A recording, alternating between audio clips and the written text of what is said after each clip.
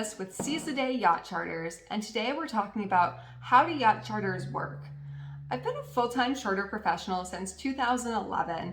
I've booked over 1,000 people on charters all over the world, from inexpensive trips for college kids to mega yachts for the rich and famous, and of course, everything in between. One thing I've found, everybody starts at the same point. How do yacht charters work? What should I expect the trip to be like? What's it going to be like on board? So that's what we're going to talk about today. How do yacht charters work? Most people book a charter for 7 nights, 8 days, and pick a yacht with a captain and a cook. Maybe more if you have a big group or a big boat. You will complete a preference list in advance of what you like to eat and drink and what you like to do, and the crew will customize a menu and itinerary for you. Any sort of food allergies and dietary restrictions can be accommodated, and the itinerary is something you can be as hands-on or as hands-off as you want to be. Frequently, people have 1 or 2 spots they really want to visit, and they'll leave the rest of it for the crew to fill and to plan out for them. The crew are going to be experts on this sailing destination. They're going to know all of the hot spots to go to and all the hidden coves, and they're going to make any sort of adjustments they need to along the way based on the weather.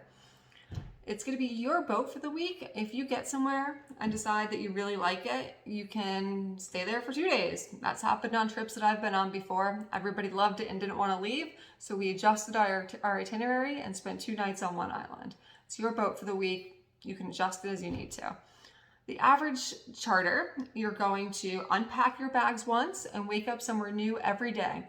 In the morning when you get up, the chef will prepare a fresh breakfast based on your preferences. And then after breakfast and coffee, you'll get sailing. Typically, you're going to sail 3 to 4 hours a day, and you might stop somewhere along the way for a snorkel or a swim or a little hike around an island if there's something on the voyage. You're rarely going to be out of the sight of land. This is called coastal cruising or island hopping. Often you can see where you're going before you leave. It might just be a speck off in the distance, but you're very rarely out of the sight of land. You're never that far away.